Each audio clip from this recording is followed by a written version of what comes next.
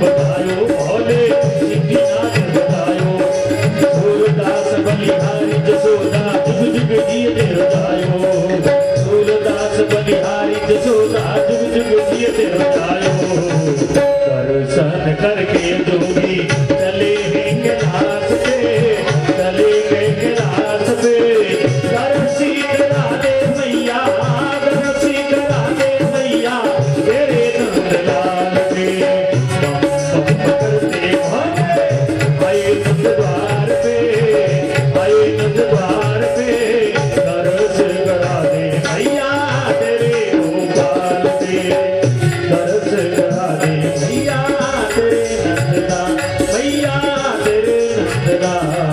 भगवान शिव आज जोगी का वेश बना करके असली वेश में आवे तो अपने आराध्य की पोल खुल जावे। इसलिए वो भी कृष्ण भी तो नकली बन के आए, असली उनका स्वरूप अलग है और यहाँ नराकार बन करके आए। अरे मेरे संत महात्मा कहते हैं कि ठाकुर जी 3 आकार में रहते। कौन कौन से? सबसे पहले तो निराकार, दूसरे नराकार, तीसरे निराकार। निराकार तो सर्वत्र है, नराकार जब कभी वो प्रकट होकर के पधारे, जब जब प्रत्यक्ष प्रकट होकर के पधारे तो नराकार, और तीसरे निराकार। गंगा जी में निराकार ब्रह्म बह रहा है, पुष्कर राज में नीर के आकार में परमात्मा बैठे, भगवान बैठे, नीर के आकार में परमात्मा। तो यहाँ ठाकुर भी अपना स्वरूप छुपा करके आए हैं, तो बाबा भी, महादेव भी वही रूप लेकर योगी बन के आए। भगवती भिक्षां देहि आवाज लगाई, दासी दौड़ी दौड़ी भीतर गई। जसोदा देखो बाहर कोई बहुत बड़े जोगी पधारे। मैया ने कहा अच्छा, अरे ऐसे सिद्ध लग रहे हैं, मैंने आज तक ऐसे तेजस्वी योगी के दर्शन नहीं किए, चलो आशीर्वाद ले लो। मैया ने एक भोजन का थाल भरा, साथ में हीरे जवाहरात तो दक्षिणा के लिए दिए, और मैया बाहर पधारी। जोगी लो भिक्षा, मेरे लाला को आशीर्वाद दीजिए। बाबा ने जैसे ही वह भिक्षा देखी तो कहा कि मैया ये हीरे मोतियों की भिक्षा हमको नहीं चाहिए, आशीर्वाद तो हम बहुत देंगे, लेकिन ये हीरे जवाहरात इत्यादि ना दे करके इसके बदले हमको भी एक वस्तु दी। क्या देवें? तुम्हारे लाला का दर्शन दीजिए, बस और कुछ नहीं चाहिए। अच्छा। मैया ने कहा देखो महाराज, हम लाला को तो बाहर नहीं लाने वाले, आशीर्वाद देना है तो यहीं से दे दो, क्योंकि हमारे लाला को अभी अभी स्नान करवा करके नहला करके सुलाया, हम बाहर नहीं लाएंगे। बाबा ने कहा देखो मैया, बाहर तो लाना ही पड़ेगा, हम तो बहुत दूर से उनके दर्शन के लिए ही आए। जोगी को देख करके मैया को एक बार तो लगा कि ये भी कोई पूतना जैसा पाखंडी तो नहीं है, वो भी बहुत सुंदर बन करके आई थी। सजल नेत्र जसोदा रो पड़ी, महाराज आप लोगों का मेरे लाला ने क्या बिगाड़ा, तुम सब अनिष्ट करने चले आते हो। भगवान शिव बोले नहीं मैया, वो हमारे इष्ट हैं, हम उनका अनिष्ट कैसे कर सकते हैं, और सारा विश्व मिलकर के भी उनका बाल जितना भी अनिष्ट नहीं कर सकता। वो इतने समर्थ हैं, सारा संसार मिलकर के भी उनका बाल भी बांका नहीं कर सके, इतना भी अनिष्ट नहीं कर सकते, ऐसे समर्थ हैं वो। हम तो दर्शन को आए। और बाबा ने बड़ी प्रार्थना करी, लेकिन मैया ने कहा नहीं, हम नहीं लाए। शंकर भगवान ने मन ही मन भगवान से प्रार्थना करी, प्रभु कैलाश से यहाँ तक आना तो सरल था, लेकिन यहाँ मिलना कठिन है, अब आप ही कृपा करो। भीतर में ठाकुर जी को एक ही उपाय सूझा कि बोल तो नहीं सकते पर रो तो सकते, पर लाला जोर जोर से रुदन ठाने, रोने लगे। रुदन की आवाज सुन करके मैया दौड़ी दौड़ी भीतर गई। लाला को दूध पिलावे तो दूध नहीं पिए, सुलावे तो सोवे नहीं। हे भगवान क्या हो गया, इसको किसकी नजर लग गई? लगता है काहू ने बड़ी भयंकर वाली नजर लगाई। अरे सखी देख, कोई है क्या अपने गांव में गोकुल में नजर वजर उतारने वाला जोगी साधु महात्मा? और सखी दौड़ी दौड़ी बाहर गई, पहले ही साधु मिल गए शिव जी, बाहर ही खड़े। और भगवान शिव से पूछा, बाबा कुछ जानते मानते हो कि केवल रोटी राम? साधु महात्माओं में जो कुछ नहीं करता, ना भजन करता है, ना सेवा करता है, ना साधना करता है, उसको रोटी राम कहते, केवल खाते। सखी ने पूछा कि आप भी कुछ जानते मानते हैं कि केवल रोटी राम है? तो शिव जी ने कहा क्या जनाना है, आपको कुछ नजर वजर उतारना आता है, कोई मंत्र मंत्र जानते हो? शिव जी ने कहा किसको लगी? हमारे नंद बाबा के लाला को नजर लग गई, इतना रो रहे हो। नजर लग गई उनको। शंकर भगवान को लगा इससे बढ़िया मौका नहीं मिलने का। बाबा तुरंत बोल पड़े, अरे हम बड़े बड़े भूत उतारना जानते, स्वयं भूतनाथ, लाओ कौन है वो। सखी दौड़ी दौड़ी भीतर गई, मैया ये तो महाजोगी, चलो जल्दी से लेकर के लाला को बाहर। तो मैया जी ने बड़ा ओढ़ा करके कहीं नजर न पड़ जाए इधर। लाला जोर जोर से रोए जा रहे हैं। माँ ने बाहर अपने लाला को हृदय से लगाए लगाए, महाराज कुछ मंत्र पढ़ो ना। महाराज ने कहा ऐसे मंत्र असर नहीं करते, तो इसके चेहरे से जरा ये कपड़ा हटाओ, हम देख पाएंगे तभी तो असर होगा। और जैसे ही लाला के मुख से वस्त्र हटाया और नजर ने नजर से मुलाकात कर ली, रहे दोनों खामोश फिर भी बात कर रहे। लाला महादेव को देखे और महादेव ने जैसे ही अपने इष्ट को देखा, प्रेम विभोर होकर के लाला मुस्कुराने लगे और महादेव रोने लगे। शिव जी की आंखों में प्रेम के अश्रु देख करके मैया बोली, मैया बाबा है तो बड़े चमत्कारी, मेरे लाला की जो भी अलाय बलाय है सब अपने ऊपर ले ली, देखो इसका रोना बंद उनका रोना शुरू। महात्मा बड़े चमत्कारी। शंकर भगवान ने मैया से कहा, मां एक बार मेरी गोद में दे दे, जिंदगी भर किसी की नजर नहीं लगेगी, हम गारंटी वाला ये रक्षा सूत्र करके देते। अरे महाराज गोदी में आपको मेरा लाला डर जाएगा। अरे नहीं डरेगा, देखो गले में सांप पड़ा आपके। भगवान शिव बोले, मन ही मन मैया एक सांप से क्या 101 फन वाले काली नाग से भी नहीं डरेगा तेरा लाला। ये तो सोता भी सांप पे ही, शेष सैया पे ही तो शयन करता। मैया ने हिम्मत करके जब देखा कि लाला को ठीक कर दिया है तो हाथ में देने में क्या। महादेव ने जैसे ही अपने हाथों में अपने आराध्य देव को लिया, आहा चिदानंद रूप शिवोहम शिवोहम, समाधि लगने लगी। नाग देवता भी दौड़ करके आए, हम भी अपने इष्ट के दर्शन करें। काना के ऊपर मुंह लटकाया तो मैया जोर से चिल्लाई, ओ महाराज देखो आपका सांप। अब महाराज की तुरंत समाधि भंग हुई। कन्हैया ने भी हिलाया, बाबा ये मेरा घर है, आपका कैलाश नहीं जो आंखें बंद करके बैठ रहे हो, उठो। शंकर भगवान ने मैया की गोदी में लाला को पुनः सौंपा, चरण रज माथे पर लगाई और मां की लाला सहित 5 परिक्रमा करके कहा, मैया तेरा लाला जुग जुग जिए, शिव का आशीर्वाद है, इस जोगी का आशीर्वाद है। आशीष देकर के भगवान शिव कैलाश की ओर प्रस्थान। भगवान शिव भी जिसके दर्शन के लिए लालायित रहते हैं, वो परम आराध्य परात्पर ब्रह्म जब निराकार बन करके आए, अतुलनीय सुंदरता, इतना लाला का सुकुमारता, इतना वैभव। भगवान श्री कृष्ण धीरे धीरे बड़े होने लगे। चतुर्थ जन्म नक्षत्र लौट करके वापस आया, रोहिणी नक्षत्र में जन्मे थे, चौथा रोहिणी वापस आया। लाला ने सोते सोते एक दिन करवट बदली, मैया को तो उत्सव बनाने का बहाना चाहिए। आज देखा मेरे लाला ने अपने आप करवट बदल दी। चलो पूरे गांव में आवाज लगा के सबको बुला, उत्सव मनाया जाए। गोपियों को सूचना मिली, सब की सब गोपियां इकट्ठी होकर के मैया के भवन में आई। और मैया ने देखा कि ये गोपिकाएं मेरे लाला को एक क्षण भी सोने नहीं देगी, दूध पिला करके थोड़ा पहले ही सुला देती। और लाला को दूध पिला करके सुलाया। लाला आंख बंद किए सो रहे थे, लेकिन कहां सुलाया, घर के बाहर छकड़ा पड़ा था, बैलगाड़ी। उस गाड़ी में बैल उतार दो तो फिर आगे से नीचे टिक जाए, पीछे से भाग ऊपर हो जाए, उसके नीचे लटका करके सुला रहा। गांव का तो सबसे बढ़िया पालना वही होता। लाला उसमें सोई में, गोपियां घर में गीत गा रही। इधर कंस का भेजा हुआ सकटासुर नाम का राक्षस उस चकड़े पे आके बैठ गए। हमारे महाराज कंस का शत्रु यही बालक है, इसको मार करके जाएंगे तो कंस कितना इनाम देंगे।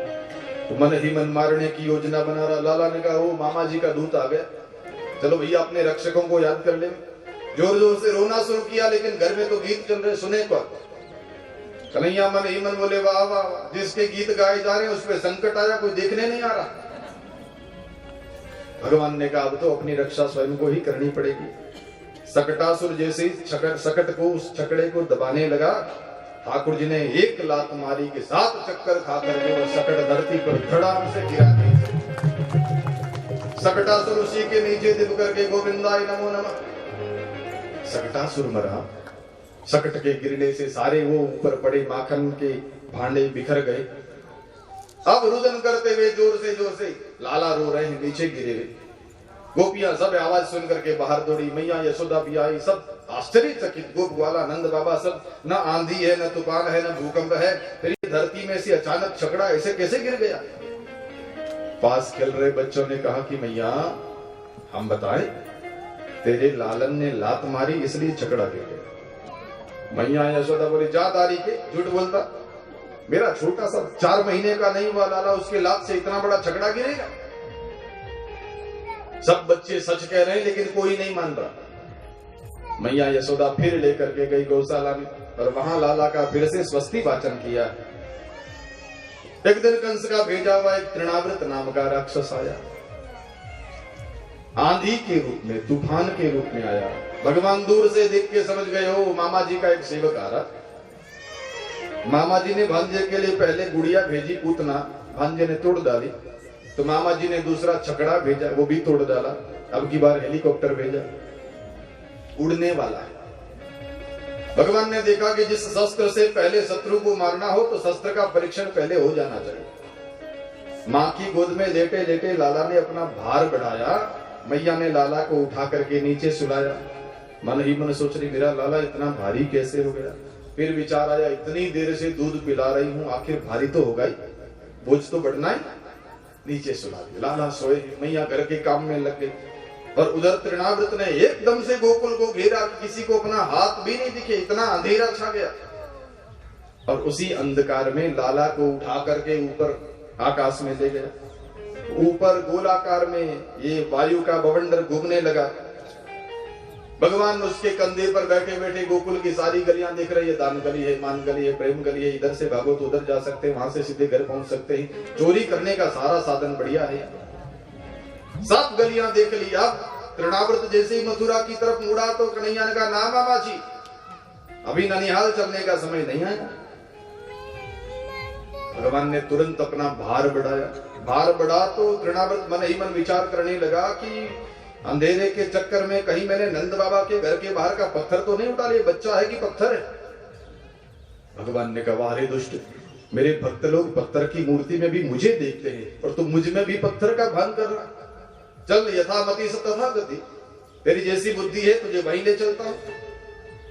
भगवान ने तृणावृत का कंठ पकड़ करके खींच करके नंद भवन के बाहर पड़े हुए नील रंग के उस पत्थर के ऊपर, उस शिला के ऊपर जैसे ही पछाड़ा, एक ही बार में तृणावृत का तो प्राणांत हो गया।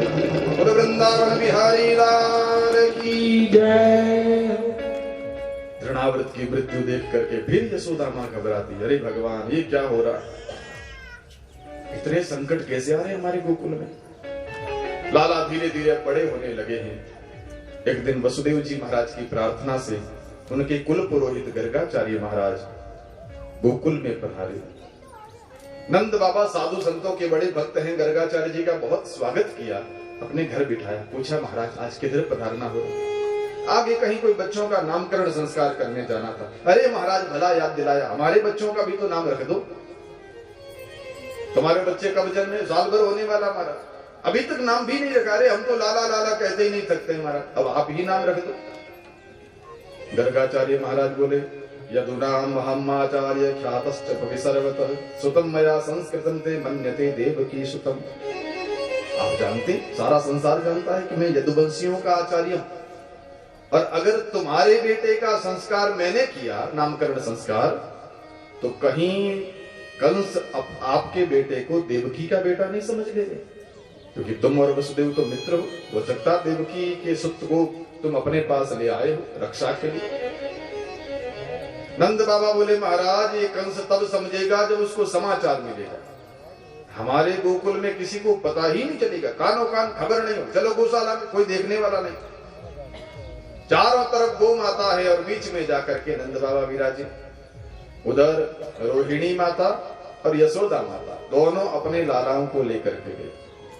संत महात्मा कहते, यशोदा जी ने कहा कि रोहिणी बहन, ये महात्मा कितने अंतर्यामी हैं, क्या सच में इनको कुछ पता चलता है कि नहीं चलता है? एक काम करें, हम देख ले, पता करें। कैसे? मेरे लाला को तू ले ले, तेरे लाला को मैं ले लूं, और नामकरण करते समय अगर महाराज ने तेरी गोद में बैठे हुए मेरे लाला को अगर तेरा ही लाला समझ लिया तो समझ लेंगे नहीं जानते, पर अगर उन्होंने सच सच बता दिया तो मान लेंगे जानते। ठीक है भाई बहन, पुत्रों की अदला बदली हो गई और जैसे ही महाराज के सामने पहुंचे, नामकरण की तैयारी हुई, विधि विधान से पूजन के पश्चात महाराज बोले, अयम ही रोहिणी पुत्रो रमयन सुहृदो गुणै आख्यासते राम इति बलात् विख्यातफलं विदुः। अयम ही रोहिणी पुत्रो, यशोदा की गोद में ये जो बैठा है रोहिणी का पुत्र, यह अपने सुहृदों में रमण करने वाला, सबको आनंद देने वाला होने के कारण राम कहलाएगा, बलवानों में अधिक बलवान होने के कारण ये बलराम कहलाएगा। यशोदा माँ ने आंखें तरेरी रोहिणी जी की तरफ पहना, मान गए बाबा बड़े चमत्कारी है, जान तो गए। बलराम जी महाराज का नामकरण किया, शंकरषण का नामकरण किया, माया के द्वारा आकर्षित करके रोहिणी के उदर में प्रस्थापित किए गए हैं, इसलिए शंकरषण है, बलराम है, राम है। फिर यशोदा मैया के लाला का नामकरण करना प्रारंभ किया। बहुनी संति नामानि रूपाणि च सुतश्यते गुणकर्मानुरूपाणि तान्यहं वेदनो जनः। इसके तो अनेक अनेक नाम होंगे, इसके रूप, इसके गुण, इसकी लीला के अनुसार सदा सदा नए नए नाम बनते जाएंगे। फिर भी मैं इसका नाम सोच करके तुम्हें बता देता हूं। और जैसे ही नाम का चिंतन करने लगे, सामने साक्षात परमात्मा विराजे हैं। उनको देखते देखते बाबा की आंखें खुली है, मुंह भी खुला रह गया, समाधि लगने लगी। 5 मिनट 10 मिनट ना मुंह बंद करे ना आंखें बंद करे। यशोदा मैया ने देख करके कहा, रोहिणी बहन लगता है महाराज तो चले गए, अरे जगाओ इनको। नंद बाबा ने आवाज लगाई, महाराज ओ महाराज, महाराज जी, स्वामी जी। पर महाराज तो आंख ही न खोले। यशोदा जी ने आंखों के सामने हाथ फेरा, कुछ भी पता नहीं चलता। बोले महाराज तो गए, पकड़ के हिलाया, और जैसे ही हिलाया नंद बाबा ने तो महाराज बोले, हाँ माँ यशोदा, हमने तुम्हारे लाला का नाम सोच लिया। अरे महाराज क्या सोच लिया, हम सोच में पड़ गए कि महाराज को क्या हो गए, क्या नाम सोचा? तो कहा कि तुम्हारे लाला का नाम प्रागयम वसुदेवस्य क्वचित् जातस्तवात्मनो वासुदेव इति श्रीमान अभिज्ञासं प्रचक्षते। ये किसी जन्म में वसुदेव का नंदन रहा है, इसलिए इसका नाम वासुदेव रहेगा। मां यशोदा बोली, किसी जन्म की छोड़ो, इसी जन्म में तो मेरा ही है। बोला, इस जन्म में तो आपका। अच्छा महाराज। महाराज जी ने दूसरा नामकरण किया, ये रक्त पीत और श्वेत का मिश्रण है, इसलिए कृष्ण कहलाएंगे। तीनों कलर के मिलने से जो रंग बनता है सांवला, पर ये कृष्ण कहलाएंगे। मैया ने बोला, महाराज का अर्थ भयो इस नाम को, इसका क्या अर्थ हुआ? करसयति इति कृष्ण, जो सबको अपनी ओर खींचता है वह कृष्ण है। राम जी का नाम सीधा है, राम जी का काम भी सीधा है, राम जी खड़े रहे तो भी सीधे रहे। कन्हैया जी का नाम टेढ़ा है, उनका काम भी टेढ़ा, खड़े रहे तो बांके बिहारी। ललित त्रिभंगी बनकर के खड़े रहते, पांव पे पांव, कमर तिरछी, गर्दन और तिरछी, सब जगह से टेढ़े। अगर सीधी अंगुली से घी ना निकले तो टेढ़ी करनी पड़ती। और जब राम जी ने देखा कि हम सीधे बन करके आए, लेकिन जो लोग नहीं सुधरे उनके लिए टेढ़े बन करके, राम जी श्याम जी बन करके आए तो टेढ़े बन करके आए। कृष्ण नाम जब लिखा जाता है, क के नीचे र यूं, इतना टेढ़ा है कि जी को पलटा मार जाए बोलने में। कृष्ण बोले, इसलिए गांव में तो लोग कृष्ण कहते ही नहीं, किशन कहते हैं। किशन, कृष्ण बड़ा टेढ़ा वाला, लेकिन उसके नीचे का जो रकार है, री है, वो ऐसे है जैसे मछली पकड़ने वाले के आगे कांटा लगा रहता है, वो उसी आकार में घूम के रहता है। जिसपे आटा लगा करके मछुआरा पानी में डाले, मछली उसको खाने आए तो उसके तालू में चुभ जाए, खींच के बाहर निकाल ले। तो भगवान का नाम भी ऐसा इसलिए है कि इस संसार के लोग इस संसार रूपी जल के ऐसी मछलियां बन गए हैं कि उधर जाना ही नहीं चाहते। ठाकुर जी कहते हैं, भैया तुम्हारा असली घर तो हमारे पास है, आओ। लेकिन जो नहीं जाना चाहे तो फिर ठाकुर जी अपने नाम की ये बंसी फेंकते हैं, उसको बंसी कहते हैं, जिससे मछली खींचते हैं, ये बंसी फेंकते हैं। और कोई जीव का मन रूपी मछली इस नाम में अटक गई, समझो वो अटक नहीं गई है, परमात्मा के सामने लटक गई। वो अपने आप वहां पहुंचने वाली है, उसका उद्धार होना ही होना। जिसने नाम पकड़ा, नाम लिया तिन सब लिया, सब शास्त्रण का भेद, नाम बिना नर का गए पढ़ पढ़ चारों वेद। नाम लिया तो सब ले लिया, तो कृष्ण नाम रखा गया। आकर्षयति इति कृष्ण, जो सबको अपनी ओर आकृष्ट करते हैं, अपनी ओर खींचते हैं, वह कृष्ण है। भगवान श्री कृष्ण का नामकरण हुआ, बलराम जी का नामकरण हुआ। मैया यशोदा रोहिणी अपने लालाओं को लेकर के लौट रही थी। मैया ने कहा, बहना महात्मा जी ने नाम भले कितने अच्छे रखे हो, लेकिन नाम बड़े टेढ़े मेढ़े, पर मैंने तो दोनों लालाओं के नाम सोच लिए अपने मन से। वेद विधि से, विधि विधान से, संस्कार से चाहे जो नाम रख दो गुरुजी, माताओं का स्नेह से नाम ही कुछ अलग ही होता। पर मैया ने कहा कि हम तो हमारे लाला को कन्हैया कह करके पुकारेंगे, और देख तेरा लाला हमारे लाला का बड़ा भैया, इसलिए दाऊ भैया कहलाए। कन्हैया और दाऊ नए नए नाम स्नेह के कारण, प्रेम के नामकरण हो गए। कनुआ कहती है, कन्हैया कहती है, लालन कहती है। मैया तो अपने प्रेम से, स्नेह से कितने कितने नए नए नामकरण करती है। अब दोनों लालाओं का नामकरण हो गया है। गर्गाचार्य महाराज विदाई लेकर के पधार गए हैं। दोनों लाला धीरे धीरे बड़े हुए हैं। अब तो घुटनों के बल से चलते। काले व्रज ताल्पेन गोकुले राम के सवयो, जानुभ्यास पाणिभ्या रिंग माणव विजव्रतः। जब कोई सामान्य बालक भी हाथों के बल और घुटनों से चलता है, प्राकृत बालक बड़ा सुंदर दिखता है, उसकी एक शोभा है, मन आकृष्ट करता है। माता जी श्रृंगार करके छोड़े और लाला जब आंगन में ऐसे डोलने लगता है, बार बार माँ की तरफ देखे, तो सामान्य बालक की उस दृष्टि से भी माँ का मन उधर खिंच जाता है। और जब परमात्मा वेशी लीला कर रहे हैं, बालक बन करके आए हैं, और जिनकी सुंदरता इतनी कोटि कोटि काम जिस पर न्योछावर कर दिए जाते, उनकी सुंदरता देख करके ऋषिगणों का, मुनियों का मन मोहित हो जाता। बड़े बड़े महात्मा अपनी समाधियां छोड़ छोड़ करके नंद भवन में भिक्षुक बन करके आते लाला के दर्शन के लिए।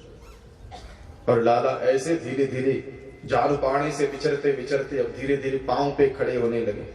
मैया यशोदा अंगुली पकड़ करके उनको चलना सिखा रहे। आजा लालन, मेरे पीछे पीछे आजा। और मैया ने जब चलना सिखाया है, पांव में छोटी छोटी पैंजनियां बांधी है, और लाला माँ के पीछे पीछे चले तो ऐसे ठुमक ठुमक सी आवाज आती है।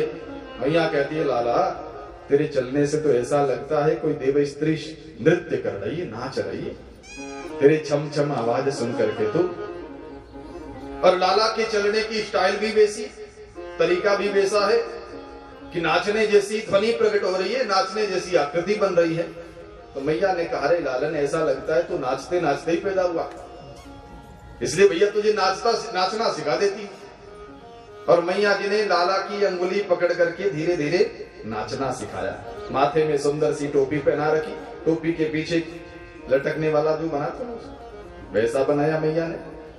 सुंदर सी पीतांबरी धारण करवाई है, और लाला मैया की अंगुली पकड़ करके सुंदर सुंदर नाचना सीख रहे हैं। संतों ने भगवान की इन बाल लीलाओं की अनेक कल्पनाएं करते हुए सुंदर सुंदर पदों की रचना करी है। एक बड़ा प्यारा पद, नाचे नंदलाल नचावे हरि की मैया, भाव से सुनिए।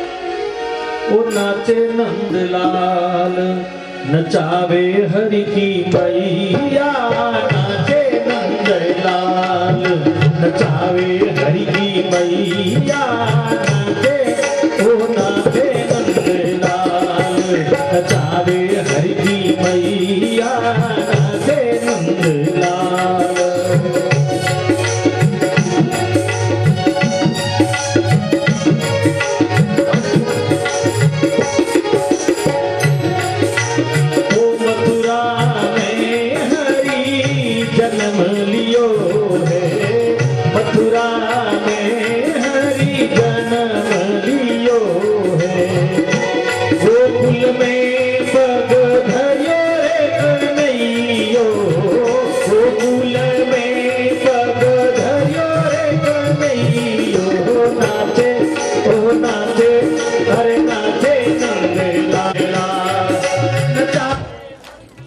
लालन अब धीरे धीरे मैया के साथ साथ खेलते हैं, पीछे घूमते हैं। एक दिन माँ यशोदा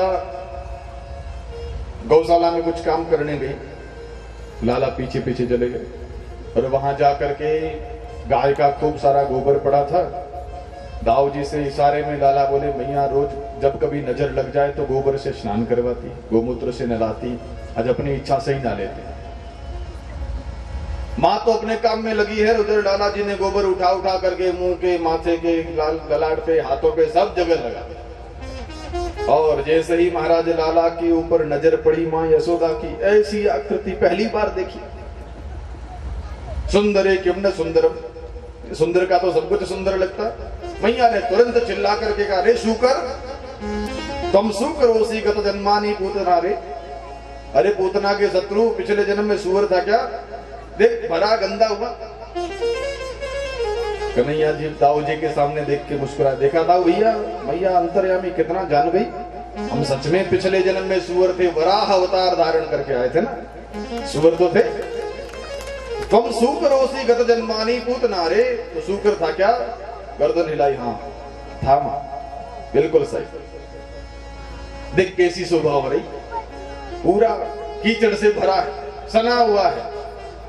और लाला तो कैसे भी हो, उनका हर रूप सुंदर लगता है, कुछ भी लगा ले। आभूषणों से उनकी सुंदरता नहीं बढ़ती है, उनके अंगों पर पहुंचने से आभूषणों की शोभा बढ़ जाती है, आभूषण सुंदर लगने लग जाते हैं। रसकान जी से पूछो कैसे सुंदर लगते। धूलि भरे अति शोभित श्याम जो तैसी बनी सिर सुंदर चोटी। पूरा शरीर रेत से भरा हुआ है और माथे में सुंदर सी माने, क्योंकि जड़ूला नहीं चढ़ाया, अभी तक मुंडन संस्कार नहीं हुआ, तो लाला की वो सुंदर सी चोटी बना करके माथे में लटका रखी। तैसी बने सिर सुंदर चोटी, खेलत खात फिरे अंगना पग पेजती बात बाजत पीरी कछोटी। पीली सी पीतांबरी कछोटी पहना रखी है माँ ने। वाह छवि को रस खान बिलोक वारित काम कला नदी कोटी। उस छवि को देख करके करोड़ों कामदेव वारित कर दिए जाए, न्योछावर कर दिए जाए, ऊपर से न्योछावर करके फेंक दिए जाए, इतने सुंदर उनकी छवि। एक हाथ में रोटी ले रखी है, माखन रोटी माँ ने दिया है, माँ के पीछे पीछे घूमते घूमते तोड़ तोड़ के उसको खा रहे हैं। और तभी एक कौवा आकर के उनके हाथ से छीन करके वह रोटी ले जाता। और रसखान जी कहते, काग के भाग कहा कहिए, जो हरि हाथ सुले गयो माखन रोटी। अरे भैया, वो कितना भाग्यशाली होगा जो भगवान का जूठन प्रसाद खा गया। वो कोई कौवा रहा, वो तो काग भुसुंडी बन गए हैं, वो तो महापुरुष बन गए, हरि के हाथ का प्रसाद खा लिया। अब लालन धीरे धीरे मैया के साथ साथ और सब जगह भी घूमने लगे। और घूमते घूमते एक दिन यमुना किनारे पहुंचे। वहां बहुत से ग्वाल बालों को देखा, सभी सखाओं से मित्रता करनी है। लाला ने एक दूसरे का इंट्रोडक्शन करना शुरू किया, परिचय पूछा, तुम्हारा नाम क्या? तो एक सखा बोला, मेरा नाम मनसुखा। अच्छा मनसुखा, भैया तेरा तन सूखा क्यों है? नाम मनसुखा है तो तन भी तो अष्टपुष्ट रहना चाहिए। जो मन से सुखी वो तन से सूखा रहता है क्या? क्या खाने पीने को नहीं मिलता? घर में गाय नहीं है? गाय तो है, लेकिन गाय का माखन और दूध सब कुछ माँ मथुरा में बेच के आ जाती है। अरे गलत बात है। गाय चरावे गोकुल के ग्वाला, माखन गावे मथुरा के लाला। घर में माँ से मांग के खा लिया करो। बोले देती नहीं, जबरदस्ती करो, जूते पड़ते तो चोरी करके खाओ। वह महाराज, आप हमारे राजाधिराज के सुपुत्र, हमको चोरियां सिखाओगे? अरे देखो, खाने पीने की बच्चों के लिए क्या चोरी, जो भाई सो खाओ। तो चोरी करनी आती नहीं, बाप दादा ने किसी ने करी नहीं आती। गुरु बनाओ हमको, हम सिखाएंगे तुमको। और देखो, संगठन में बड़ी शक्ति होती है, इसलिए हम एक संघ बनाएंगे। संघ का नाम क्या रहेगा? बाल गोपाल चौर विद्या प्रचार मंडल। बाल गोपालों का चौरी विद्या का प्रचार प्रसार करने वाला मंडल बनेगा। और सखाओं ने एक मंडली बनाई और मंडली को साथ लेकर के लाला घर घर में चोरियां करते डोलते हैं। आज वहां गए, कल वहां गए, परसों वहां गए। सारी गोपिकाएं लाला को अपने घर में चोरियां करते देख करके उनको अपार प्रसन्नता भी होती है, और नुकसान हो जाए तो दर्शन के बहाने शिकायत करने भी चली जाती है। देखो, भगवान ने जो माखन चोरी की लीला करी ना, क्या सच में उनको खाने का इतना शौक है कि वो चोरी करके खा रहे हैं? वास्तव में भगवान उन गोपियों के घर चोरी करने जाते हैं जो गोपिकाएं अपने आप भीतर गलित हुए जा रही है, विचार कर रही है, इस यशोदा ने कौन सा पुण्य किया है, इसको नंदलाला रोज इनके हाथों से भोजन करते। हे भगवान, किसी दिन हमारे घर ये लाला चले आवे, मेरे हाथ का मेहनत का माखन एक ग्रास खा लेवे, मेरी जिंदगी की कमाई सफल हो जाएगी। और जो गोपियां ऐसा भाव बनाती है, भगवान उन्हीं के घर चोरी करने जाते हैं, उनसे मांग के नहीं खाते, क्योंकि मांग के खाने में वो प्रेम नहीं, वो आनंद नहीं जो चुपके से खाने में, चोरी से खाने में। और लालन चोरी करने जाते हैं, आज वहां गए, कल वहां गए। एक दिन गोपियों ने सबने कहा, अरे सखी, तुझे पता है ये नंद लाला इतने उत्पाती हो गए हैं, हमारे पूरे ब्रजमंडल में एक चोर के नाम से प्रसिद्ध हो गए। चलो इनकी माँ को समझावे कि बेटा बिगड़ जाए, उससे पहले सुधार लो। और सारी गोपियां एक समूह बना करके गई है माला। और जैसे ही गोपिकाएं सब गई, पहुंची, और माँ यशोदा से कहती, माँ सुनो, तुम्हारा लाला कितना उत्पाती हो गया। क्या करता है? वत्सान वंचित क्वचित समय क्रोश संजात हास मरकान भोक्षण विभजति सब भिन्नति भांडम बिनाती। तुम्हारे लाला इतने उत्पाती है, इतने उत्पाती, असमय में बछड़े खोल के चले जाते हैं। वत्सान वंचित क्वचित क्वचित असमय, अभी टाइम नहीं हुआ गाय दूहने का, उससे पहले बछड़ा खोल जाते, बछड़ा पूरा दूध पी जाता, हम तो बर्तन खाली लेके घर में चली जाती। माँ ने कहा, देखो हमारा लाला बछड़ों को उनका अधिकार दिला रहा।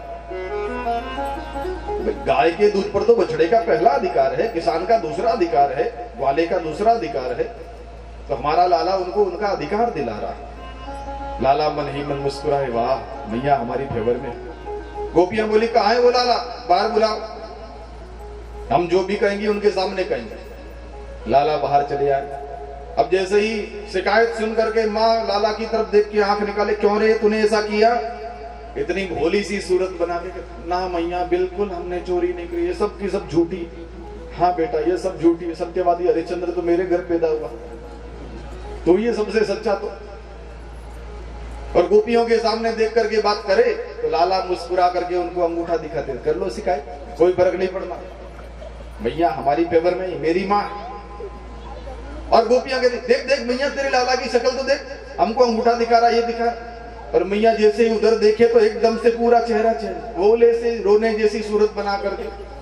और मैया इस सूरत को देखे तो फिर डर जाती है, पहले से रोने जैसी सूरत बना रखी है, डांट दिया तो रो देगा। मैया यशोदा सब सहन कर सकती, पर लाला का रोना सहन नहीं होता। अब तो मैया यशोदा ने फिर गोपियों के सामने देख के पूछा, क्या करता? अरे मैया दूसरा शिकायत बताए, ये हमारे घर आकर के माखन की चोरी करता है। अच्छा माखन चुराता? हमारे घर में खाने की कौन सी कमी जो तुम्हारे घर चुराए? अरे मैया तुम्हारे घर में भले कमी नहीं है, पर फिर भी हमारे घर आता है, चोर है ना, आदत पड़ी हुई चोर के खाने की। मैया ने कहा, ओ सखी, गारे ना ही जो सखी मोर गरीबनी को चायो है, इसको चोर चोर मत कहो, मुझ गरीबनी का बेटा है। अरे तुम्हारा जितना खाया उससे 4 गुना तोल करके तराजू में से ले जाओ। भूख लग गई होगी खेलते खेलते गली में कहीं, और खा लिया तुम्हारे घर, चलो 4 गुना ले जाओ। अरे नहीं माँ, ऐसी बात नहीं है, हमारा माखन खाए तुम्हारे घर से खाए कोई फर्क नहीं पड़ता है, पर अकेला खाए तब ना। ये तो अकेला खाता ही नहीं, कितने ग्वाल वालों को साथ लेके जाता है। ये तो और अच्छी बात है, अकेले खाना तो पाप है, सबको खिला के खाना चाहिए। अरे बच्चों को खिलाए तो वो बच्चे भी हम गोपियों के ही, पर ये केवल बच्चों को नहीं खिलाता है तो मरकान भोक्षण विभजति, बंदरों को आवाज लगाता है। एक किलकारी में हजारों बंदर चले आते हैं, न जाने कौन से जन्म की दोस्ती है इनकी। कन्हैया मन ही मन मुस्कुरा के बोले, ठीक पिछले जन्म की, हम राम जी बन करके आए थे तो इन्होंने बहुत सेवा करी, आज हम उनको माल खिला रहे हैं कि तुमने सेवा करी, मेहनत करी, कुछ थकान आई तो लो खाओ माखन। अब तो महाराज गोपियां कहती, मैया बंदरों को खिला दे तो भी कोई बात नहीं, वो भी जीव है, पर तुम्हारे लाल के नखरे तो देखो, खुद ने खाया, बच्चों को खिलाया, बंदरों को खिलाया, फिर भी बच जाए। माखन के मटके में मुंह डाल के सूंघता है, नाक सिकोड़ के कहता रे राम राम राम। ऐसा दुर्गंध भरा सड़ा हुआ माखन घर में रखेगी, खाने वाले बीमार नहीं पड़ेंगे? और एक लाठी लेकर के पूरा मटका ही फोड़ जाए, बर्तन तोड़ जाता है। माँ हमारे दादी सास के हाथ का बिलोना तोड़ देता। क्यों रे कन्हैया तूने ऐसा किया? फिर से वही भोली सूरत बना के, ना मैया बिल्कुल नहीं किया। मैया कहते देखो बच्चा है, बच्चों की आदत होती है, बच्चे तो बच्चे होते हैं। एक काम करो तुम मटके को ऊपर लटका के रखो, इनके बच्चों के हाथ में आवे, वैसे घर में रखती काहे को? एक गोपी बोली मैया जी हमें ऐसा ही करती, ऊपर लटका के रखती। लेकिन तुम्हारे ये श्रीमान जी पधारते ना, अकेले नहीं आते, ग्वाल मंडली लेकर के साथ में आते, पूरा चोर विद्या प्रचार मंडल साथ में आता। 4 सखा नीचे, 2 उनके ऊपर, सबसे ऊपर ये अध्यक्ष महोदय चढ़ जाते और फिर ऊपर से एक हाथ से माखन ले लेकर के खुद खावे, दूसरे हाथ से नीचे वालों को खिलावे, वहां भी चढ़ जाते। और अगर फिर भी वह हाथ न पहुंचे तो लेकर के आते लंबा बांस, नीचे एक छेद करते, सब अपना अपना हाथ सामने लगा लगा के पी के निकल जाते। अब क्या किया जाए? एक गोपी बोली मैया हमारी ये शिकायत नहीं, बिल्कुल अलग तरह की शिकायत। क्या? मेरे घर में माखन है ही नहीं, खाने का लफड़ा ही नहीं। और एक दिन मेरे घर चले आए श्रीमान जी, और जब आए तो पूरे घर में ढूंढा, कहीं खाने को माखन नहीं मिला। और जब चारों तरफ में माखन नहीं मिला, कहने लगी अरे राम राम राम, ये घर है कि शमशान भूमि, खाने का सामान ही नहीं। और अचानक देखा कि मेरी बड़ी बेटी खाट पर दिन में सोई हुई थी और उसकी लंबी सी चोटी नीचे लटक रही थी। इसने वो चोटी पकड़ करके खाट के गांठ बांधी और कान में जोर से चिल्लाए हौवा कह करके भाग। और जैसे ही ऐसे चिल्लाए तो मेरी बेटी डर गई, एकदम से खड़ी हुई तो पीछे चोटी की खाट बंधी हुई वो भी खड़ी, और बेटी के तो प्राण गले में अटक गए। कौन पकड़ लिया मुझे पीछे से? जो घबराई जोर जोर से चिल्लाई। मैं घर के काम करते करते छोड़ के दौड़ के आई और आकर के देखा तो तेरा लाला गली में दौड़ता दिखाई दिया। मैंने बेटी का हाथ पकड़ के समझा, बेटा शांत शांत शांत, अरे यहाँ कोई हुआ नहीं है, इस घर घर में गली गली में डोलने वाला नंद का छोरा ही हुआ सबसे बड़ा, यही एकमात्र हुआ है जो सब जगह हुआ बन के बोल रहा। गोपियां विविध प्रकार की शिकायतें करती और माँ जैसे ही डांटने लगे, क्यों रे तूने चोरी करी? भैया ये सब झूठी, मैं काहे को चोरी करूं? तुझे पता है मैं सुबह से लेकर के बच्चों के साथ कहां चला जाता हूँ गाय चराने के लिए। एक गोपियां तो झूठी शिकायतें हम पर करती है। मैं माखन ना ही खायो मैया, बोर भय गैयन के पीछे मधुबन मोही पठायो, मैया मोरी मैं माखन ना ही खायो। बहुत प्यारा सूरदास जी महाराज इस लीला को देखते देखते मानो अपनी अंतर दृष्टि से लाला की इन लीलाओं को देख रहे हैं, माँ और लाला के संवाद को सुन रहे हैं, अपनी लेखनी से लिख रहे हैं। भाव से सुनिएगा। भोर भयो गैयन के पीछे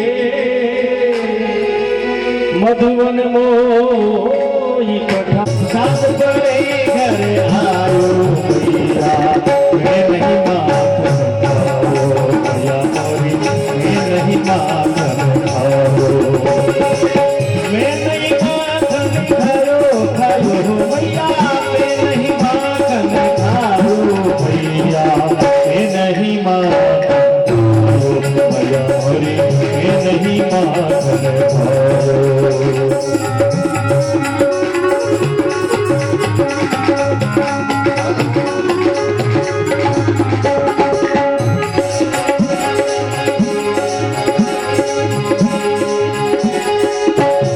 बालक कदमों को छोड़ो, मैं बालक की कदमों को छोड़ो, मैं बालक की पैयन को छोड़ो, मैं बालक पैयन को छोड़ो, छीको बिन विधि पायो, मैं तो छीको बिन विधि पायो, ग्वाल बाली सभी मेरे पड़ती है, ग्वाल बाली सभी मेरी पड़ती है, मुझ पे नहीं लपटायो मैया, मुझ पर नहीं लपटायो मैया मोरे, मैं नहीं माखन खायो मैया, मैं नहीं माखन खायो, मैं नहीं माखन खायो जसोदा, मैं नहीं माखन खायो जसोदा, मैं नहीं माखन खायो मैया मोरी, मैं नहीं माखन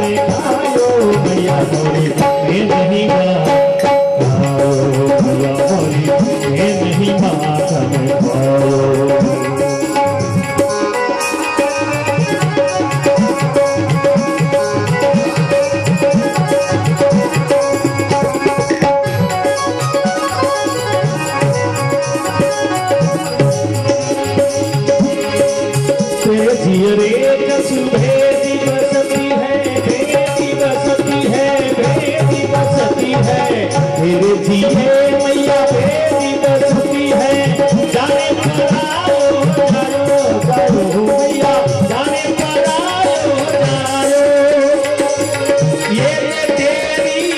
लखुटी कमलिया, एले तेरी लखुटी कमलिया, झूठो दोषी लगायो मापर, झूठो दोषी लगायो मैया मरी मैं नहीं माखन मैया मैं नहीं माखन खायो मैया मरी मैं नहीं माखन खायो।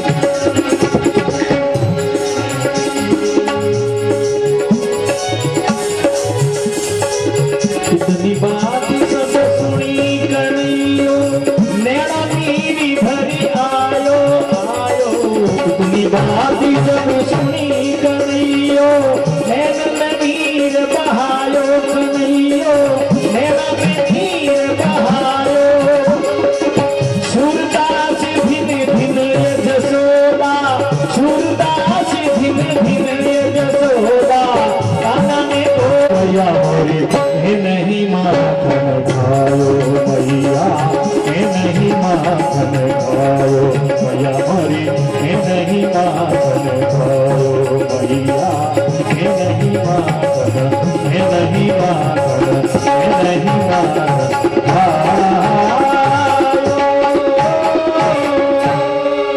श्री भगवान की जय हो।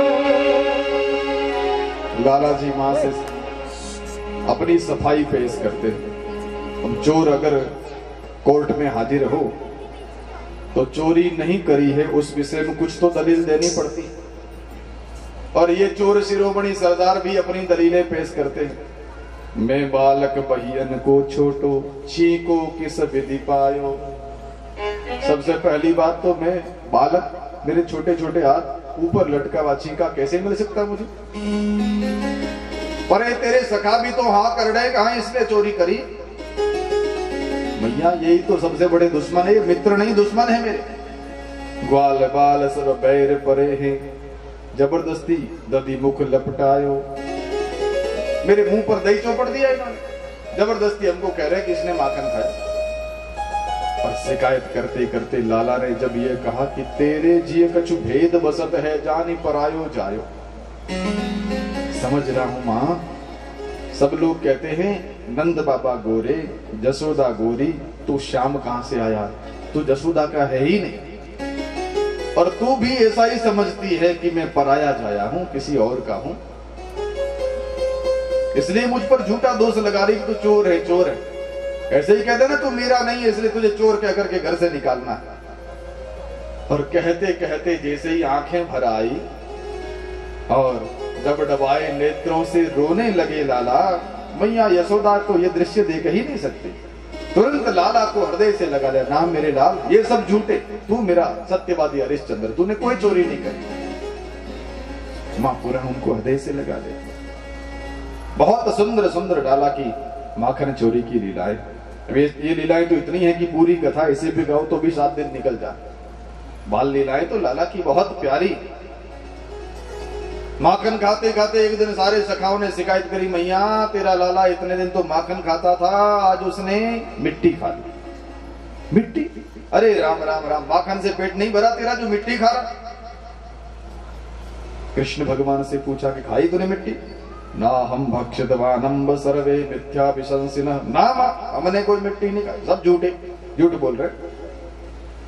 अगर तुझे भरोसा ना हो तो समक्षम पश्चिमे मुखम, मेरा मुंह तुम्हारे सामने पड़ा देख लो। हाँ ये बात अच्छी, मुंह खोल के दिखा।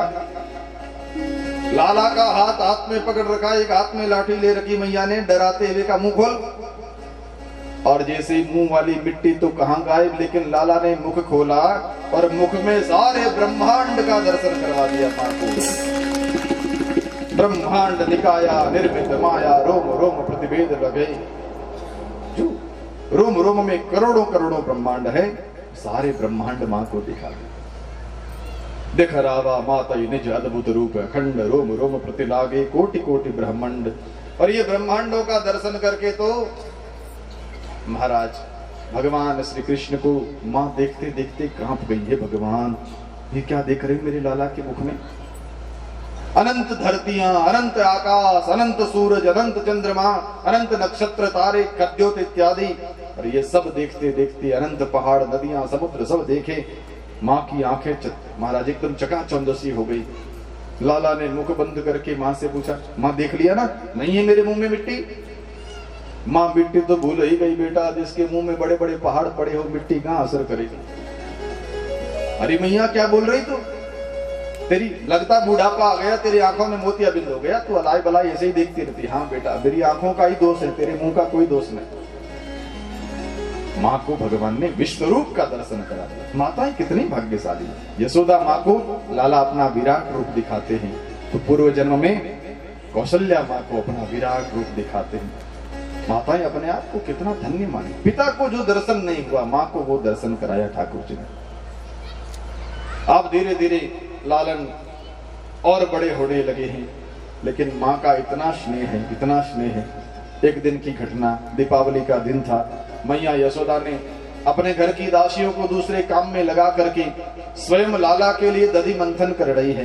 दही बिलोना करके माखन निकालूंगी और मेरे लाला को खिलाऊंगी। एकदा गृहदासीसु यशोदानंद गेहिनी कर्मांतरण युक्तासु निर्ममंथ स्वयं दधिः।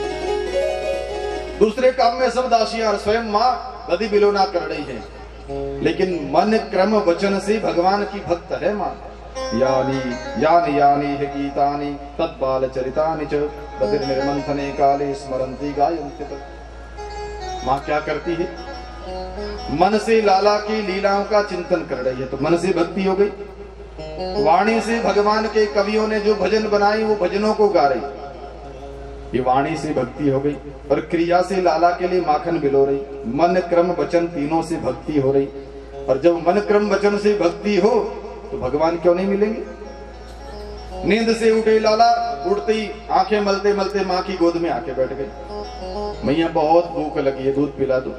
मैया ने तुरंत, जैसे ही लाला ने मथानी पकड़ ली, तो लाला को गोदी में बिठा करके दूध पिलाना शुरू किया। अब दूध पीते पीते चंचल नेत्र के लाला ने देखा रसोई की तरफ, तो वहां चूल्हे पर पड़ा दूध उफन रहा। भगवान एक तरफ कह रहे थे कि मैं भोगता नहीं हूं, मैं करता नहीं हूं, भोगता नहीं हूं।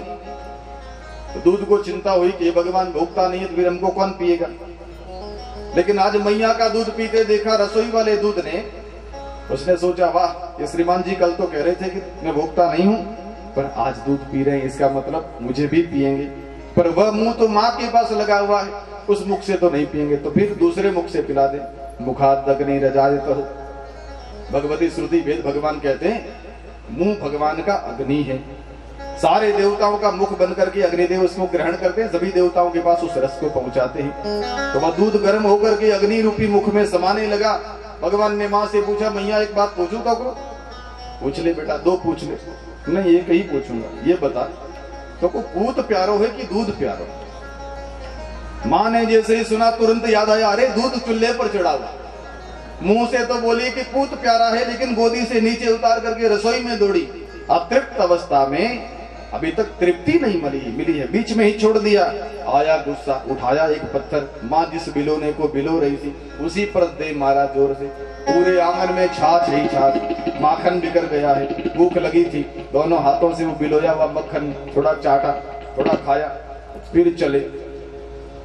माँ दूध को ठंडा करके नीचे उतार करके ढक्कन लगा के बाहर आई, देखा पूरा घर दही से भरा। अरे राम राम राम, ये गोपियां सच कहती, मैं उनका कहना मानती नहीं, मैं बिगड़ करके बंदर हुआ, आज इसको दंड देना ही पड़ेगा। माँ ने उठाई हाथ में लाठी। लाला ने माँ के पांव की छमछम आवाज सुनी तो तुरंत आगे आगे चल दी। जो दही जो माखन कुछ बचा हुआ था, उखल पर खड़े होकर के बाहर बंदरों को लुटा रहे थे कि माँ का सामान सब नष्ट कर दो।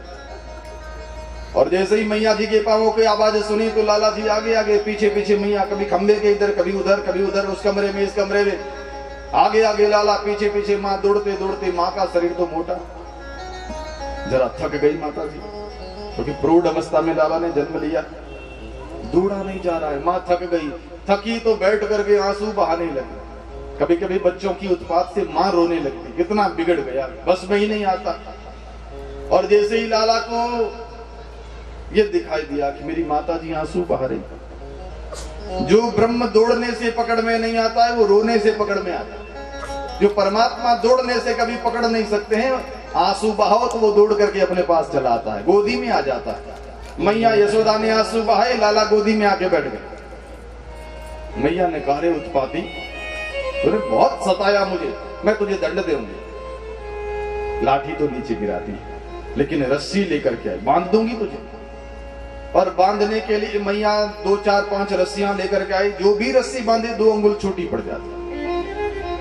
रस्सी संस्कृत में गुण कहलाती है, और भगवान कहते हैं मैं तो निर्गुणिया हूं, मुझ में कहां गुण है मां, मैं किसी गुण से बंधने वाला नहीं, मैं तो निर्गुण हूं। हाँ, बंधता भी हूं लेकिन गुण से नहीं, तो प्रेम से बंधता हूं। अगर प्रेम की पराकाष्ठा हो जाए तो मुझे बांधने की जरूरत नहीं, मैं स्वतः बंध जाता हूं। और यह मैया ने पूरे प्रयास किए लेकिन कान्हा बंधे नहीं। और आखिर में जैसे ही हताश हुई है, भगवान बंधता ही नहीं है, आंखें बंद करी तो लाला खुद ही बंध गए। इसका मतलब भगवान बांधने से नहीं बंधते हैं, प्रेम ज्यादा हो तो अपने आप बंध जाते हैं, स्वतः बंध गए भगवान। लेकिन बंध तो गए। मन में विचार आया कि आज हमारे घर के बाहर जो 2 मेहमान इंतजार कर रहे हैं मुक्ति का, उनका कल्याण भी कर देवे। और लाला जी तुरंत बाहर पधारे। उखल को घसीटते घसीटते यमला अर्जुन के 2 पेड़ थे आंगन में, उनके बीच में से लाला जी आगे निकले, पीछे उखल, मैया ने उखल के बांधा था। अब उखल को घसीटते हुए दोनों पेड़ों के बीच में फंसाया। आगे बच्चे खड़े इंतजार करते हुए कहने लगे, वाह, आज देखते हैं बेल बलवान है कि ये पेड़ बलवान है, कौन निकल पाता। सखाओं ने उत्साह बढ़ाया, लाला ने जोर का झटका लगाया, दोनों पेड़ जड़ से उखड़ करके धड़ाधड़ धरती पर आ गए, दोनों पेड़ नीचे गिरे। अब तो महाराज भयंकर आवाज प्रकट हुई, उसकी जड़ों में से 2 पुरुष प्रकट होकर के बाहर आए, भगवान की हाथ जोड़ करके स्तुति करने लगे। प्रभु, वाणी गुणानुकथने श्रवणौ कथायाम हस्तौ च कर्मसु मनस्तव पादयोर्नः। हे नाथ, ऐसी कृपा करो कि हमारी वाणी तुम्हारे गुणगान करे, हमारा मन तुम्हारे चरणों का चिंतन करे, हमारे कान तुम्हारी कथा श्रवण करे। हे ठाकुर, ऐसी कृपा हम पर हो। इन्होंने जैसे ही प्रार्थना करी तो सुखदेव जी महाराज से परीक्षित जी ने पूछ लिया, महाराज ये कौन है दोनों स्तुति करने वाले? कहा, यह कुबेर जी के पुत्र है नलकूबर और मणिग्रीव, जिनकी ठुड्डी पर एक सुंदर सी मणि लगी हुई है, सो मणिग्रीव। और नल राजा बहुत सुंदर है, लेकिन जिनके सामने नल भी कुबड़ा लगे, ऐसा नलकूबर परम सुंदर। दोनों नदी में स्नान कर रहे थे। देवर्षि नारद जी महाराज पधार गए। नारद जी को देख करके इन्होंने न तो वस्त्र धारण किए, न ही उनको प्रणाम दंडवत किया, न हाथ जोड़े, न सम्मान किया। नारद जी ने कहा, वाह अरे नालायको, तुमसे तो ये पेड़ पौधे भी अच्छे जो कम से कम अपने तन को पत्तों से ढक करके रहते हैं, इतने निर्लज्ज हो गए। बड़े धनवान पिता की संतान होने के कारण तुमको अहंकार आ गया है, जाओ वृक्ष बन जाओ, खड़े ही रहना सदा। अब होश आया तो दोनों चरणों में पड़े, महाराज क्षमा करें, श्राप अनुग्रह। नारद जी ने कहा, इंतजार करना, द्वापर में भगवान जब अवतार लेकर के पधारेंगे, तुम नंद भवन के बाहर वृक्ष बनोगे और वहां ठाकुर जी आकर के तुम्हारा कल्याण कर देंगे। आज भगवान ने उन दोनों नलकूबर और मणिग्रीव का उद्धार कर दिया। बोलो भक्त वत्सल भगवान की। एक दिन एक सुखिया नाम की मालिन जो फल बेचने के लिए आई है, पूरे गोकुल गांव में आवाज लगा रही, फल ले लो फल, फल ले लो फल, कोई लेने वाला नहीं। और आखिर में ठाकुर जी ने अपनी झोली फैलाई, भैया मौकों दे दो तुम्हारे सारे फल। और इस माई ने प्रेम से सारे के सारे फल भगवान को दे दिए। कालोगे इसके बदले? कछु ना ही चाहिए बेटा, नहीं, मेरी मैया तो सदा धान देती है इसके बदले, फलों के बदले मैं भी तुम्हें धान ला के दे। अंदर गई, कोठी में से हाथ भर के धान निकाला, दोनों मुट्ठी अंजलि में अंगुलियां ढीली पड़ी, आधी तो निकलते गई। ला करके जो बचे थे उस बूढ़ी माई को दिया। उसने प्रसाद मान के, चलो नंद लाला का प्रसाद मान ले, साड़ी के पल्लू में बांधा। घर आई, आकर के जैसे ही खोल के देखा तो आज अनाज के दाने नहीं है, जितने दाने हैं सब अनमोल हीरे बन गए। जो अपना फल भगवान को भेंट करता है, भगवान उसको अनंत गुना प्रसाद देते हैं, जिसकी कोई गिनती नहीं कर सकते। यहाँ पर सारे के सारे ब्रज ये गोकुलवासी लोग, ग्वाल लोग कहने लगे, हमारे यहाँ गोकुल में बड़ा उत्पात होता है, गायों को चरने के लिए घास भी थोड़ी कम है। उपनंद ने सलाह दिया कि यहाँ से थोड़ी दूरी पर यमुना जी के तट पर गोवर्धन और यमुना जी के बीच में बहुत सुंदर वन है जिसका नाम है वृंदावन। क्यों ना हम वहां चले, वहां जाएंगे तो हमारे गायों को चरने के लिए घास भी बहुत मिलेगा, हम लोगों के लिए यमुना जी का सुंदर निर्मल जल मिलेगा, फल मिलेंगे, बालकों के खेलने के लिए खूब सुंदर सुंदर उद्यान मिलेंगे। उपनंद की सलाह सबको अच्छी लगी और सब जाने को तैयार हो गए।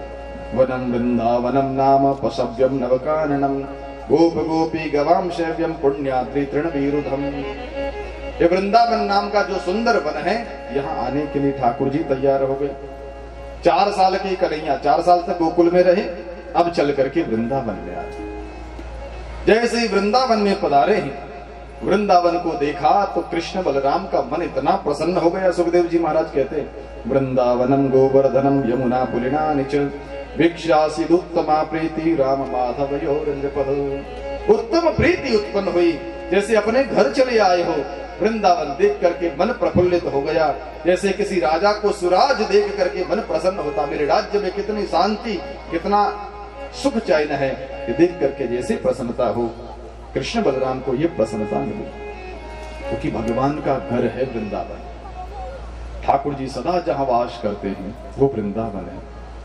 वृंदावन धाम कहलाता है, मथुरा पुरी कहलाती है, लेकिन ठाकुर जी के कुछ स्थान ऐसे हैं जो धाम कहलाते हैं, जैसे वृंदावन धाम, अयोध्या धाम, बद्रीनाथ धाम, जहां भगवान का अपना घर है, जहां ठाकुर जी सदा रहते हैं, सो भगवान का धाम कहलाता है।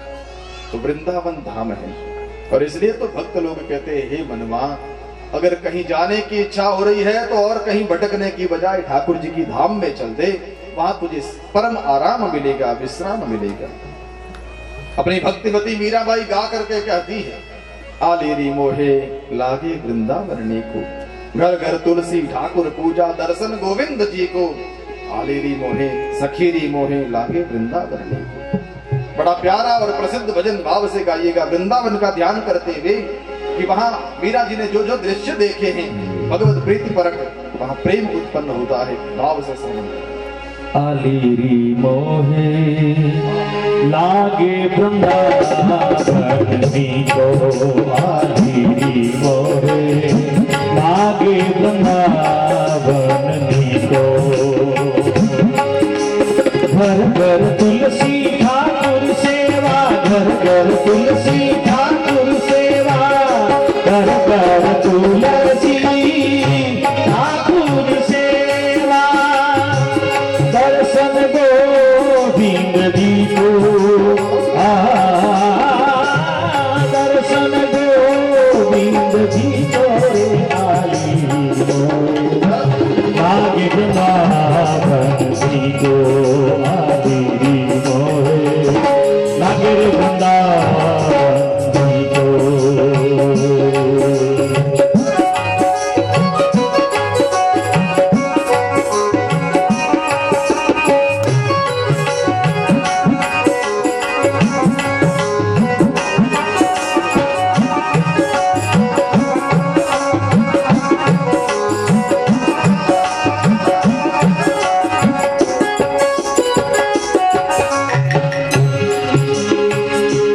निर्मल नीर बहे यमुना को, निर्मल नीर बहे यमुना को, बहे यमुना को। निर्मल नीर बहे यमुना को, भोजन दूधी नहीं को, भोजन दूधी नहीं को। ओ रतन सिंहासनी आप विराजो, रतन सिंहासन आप विराजो। मुकुट धरो तुलसी को, प्रभु मुकुट धरो तुलसी को। रे आलेरी मोहे लागे वृंदावन को, मोरे भाग्य वृंदावन को। घर घर तुलसी ठाकुर सेवा, घर घर तुलसी ठाकुर सेवा, घर घर तुलसी ठाकुर सेवा। दर्शन गोविंद जी को दर्शन गोविंद जी को रे आदि मोरे भाग्य वृंदावन जी को आदि मोरे भाग्य वृंदावन जी को।